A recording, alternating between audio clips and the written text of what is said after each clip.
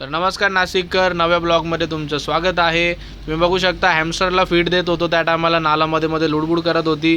त्यानंतर आपले रेग्युलर दिवसाचे कामं होते ते सगळे आपण स्टार्ट केले, क्लिनिंग वगैरे होऊन गेलं होतं। पुढे मग पिंजरे वगैरे बाहेर ठेवण्याचं रेग्युलर काम आपलं आपण चालू केलं। त्यानंतर पुढे तुम्ही बघू शकता की मॉर्निंगलाच आपल्याकडे काही कस्टमर येण्यास सुरुवात झाली होती। त्यातले एक कस्टमर होते, त्यांनी आपल्याकडनं ॲक्वेरियमसाठी ड्रिफ्ट टूर वगैरेची पर्चेसिंग केली, ते मला रेकॉर्ड नाही करता आलं। त्यानंतर तुम्ही बघू शकता पुढे की हे आपलं एक स्ट्रे डॉग आहे, ज्यांना आपण रेग्युलरली शॉपला फीड करत असतो। तिला बाहेरच्या काही स्ट्रे डॉग्सने मिळून खूप जास्त इंजरी केली होती, तिचा पाय डायरेक्टली बोन तिचं बाहेर दिसत आहे। मग तिला मी रेग्युलरली पहिल्यापेक्षा जास्त जेवण वगैरे द्यायला चालू केलं आणि तिची केअर पण आम्ही खूप केली आहे। तिच्या पायांवरती आम्ही खूप वेळा स्प्रे वगैरे केले, आज ती खूप बऱ्यापैकी बरी आहे पहिल्यापेक्षा। त्यानंतर दुपारी आपल्याकडे हे कस्टमर आले होते, ज्यांच्या कॅटसाठी त्यांना काही फूड आणि ॲक्सेसरीज पाहिजे होते। तर मित्रांनो, खूप कमी कस्टमर राहतात की जे आपल्या कॅटसाठी सगळ्या युजफुल गोष्टी आणि चांगल्या गोष्टी बाय करतात। काही कस्टमर्स थोडंसं इग्नोर करतात, पण मी तुम्हाला सांगू इच्छितो की आपल्या कॅटला जे पण पुरेपूर गोष्टी देण्याच्या आहेत त्या तुम्ही खरेदी केल्या पाहिजे। नंतर इव्हनिंगला माझ्या मित्रांपैकी माझ्या शॉपला काही मित्र आले होते फिशेस घेण्यासाठी। त्यांना काही फिशेस प्लस त्यांना ॲक्सेसरीज वगैरे पण काही घ्यायच्या होत्या। त्याचबरोबर त्यांनी बघितलं की आपल्याकडे हॅमस्टर अवेलेबल झालेले आहेत, सो त्यांनी हॅमस्टरबरोबर थोडाफार टाईम स्पेंड केला।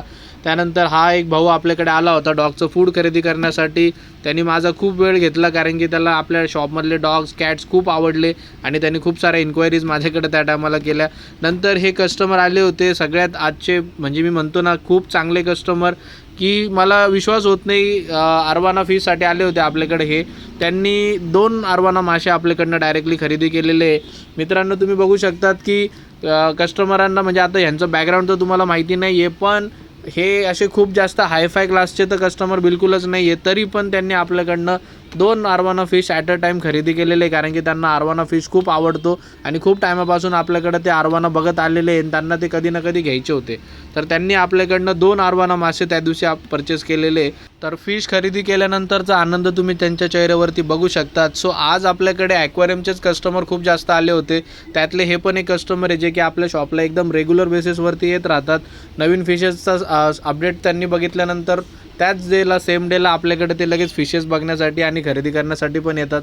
त्यांना आवडले तर त्याच्यातले ते नक्कीच काही ना काही फिशेस बाय करतात। तर मित्रांनो, पुढं पण बघा की आपल्या ॲक्वेरियमचे कस्टमर अजून पण काही संपलेले नाही आहे। यानंतर हे दादा आपल्याकडे आले होते, त्यांनी पण आपल्याकडनं फिश घेतले, प्लस त्यांच्या हातामध्ये जी बॅग आहे त्याच्यामध्ये पण भरपूर सारं सामान आहे, त्यांनी त्यांच्या ॲक्वेरियमसाठी ते खरेदी केलं होतं। तर नंतर हे आपल्या डेचे सगळ्यात शेवटचे कस्टमर, त्यांची पण इन्क्वायरी होती ॲक्वेरियम घेण्यासाठी, नवीन ॲक्वेरियम त्यांना बाय करायचा होता। तर अशा प्रकारे आजचा ब्लॉग संपलेला आहे आणि आमचा दिवस पण। तर नाशिककर आणि पेट पॅरेंट्स, कसा वाटलं तुम्हाला आजचा ब्लॉग आम्हाला नक्की कळवा।